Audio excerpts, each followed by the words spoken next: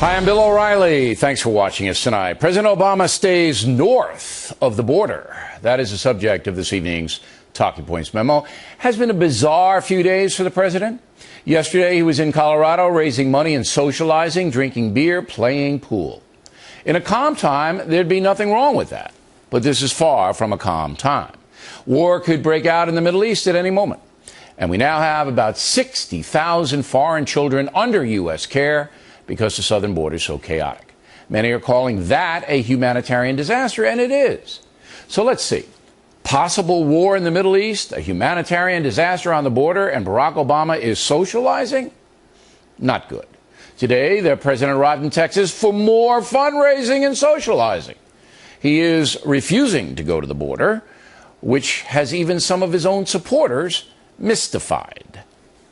He's so close to the border. And let me say this. When I saw, and I hate to use the word bizarre, but under the circumstances, when he is shown playing pool in Colorado, drinking a beer, and he can't even go 242 miles to the Texas border. And plus, if he doesn't want to go down to the border, there's the Lackland Air Force Base that is where HSS is holding some of the young kids from the border. He can at least make that trip to San Antonio. And as a Democrat. So instead of visiting the border, the president met with Governor Perry later this afternoon in Dallas. After that, the president assessed the border situation, basically blaming the House of Representatives for failing to deal with the issue and not passing a comprehensive immigration law. Congress has the capacity to work with us, work with state officials, local officials, and faith-based groups and non-for-profits who are helping to care for these kids. Congress has the capacity to work with all parties concerned to directly address this situation. So he punted to Congress. In the Q&A that followed his remarks, the president addressed the National Guard being sent to the border that we here have endorsed. The governor's one concern that he mentioned to me is that setting aside the supplemental, I should go ahead and authorize having National Guard troops surge at the border right away. And what I told him is we're happy to consider how we could deploy National Guard down there, but that's a temporary solution. That's not a permanent solution. So what? So what? Stop the bleeding, Mr. President. Protect the poor kids who are being exploited. Come on, take some action. It is indeed strange that President Obama does not see the damage being done to his own legacy. I mean, when the mainstream media, which generally adores the man, starts to hammer him, you would think he would wake up and smell the chaos. But no, the president does not seem to feel any sense of urgency to confront growing problems all over the world. Even his most dedicated supporters sound confused.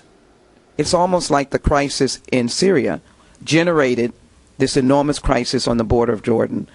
Certainly doesn't equal what we're doing, but that's what happens, and that's what happened. I don't think in any way you can fault the administration for this. What? Miss Lee is babbling. She makes absolutely no sense. Anyone who doesn't fault the administration for the border mess and the rise of terrorism in the Middle East is a moron. M-O-R-O-N, moron. Finally, let's deal with the compassion issue. Today, the UN is lobbying to designate many of the children and their guardians who illegally entered the USA as refugees. The United Nations believing that Central American countries are somehow oppressing their populations. Let me tell you something. Central America has been out of control for decades. I covered the El Salvador War. And the UN knows it is out of control. But that body would love to dump the entire problem of incompetent and corrupt governments in Central Americans right into the lap of the American taxpayer. If you watch The Factor, you know we've had some intense debates with those who believe that we should accept every child who lives in dire circumstance around the world. And if you disagree with that opinion, you're a mean person, unchristian. But the harsh truth is that America simply cannot assimilate the oppressed populations of the world, including the poor children. Our own poor children are getting shortchanged because of the billions of dollars the government is spending trying to provide social justice for the rest of the world. America is nearly bankrupt. And believe me, that is not compassionate towards we the people. I myself give hundreds of thousands of dollars to poor kids in Mexico and Haiti and other troubled places around the globe. All Americans should do what we can do to help the poor. But creating huge social and economic problems inside our own country is irresponsible and un-American, period. And that's a memo.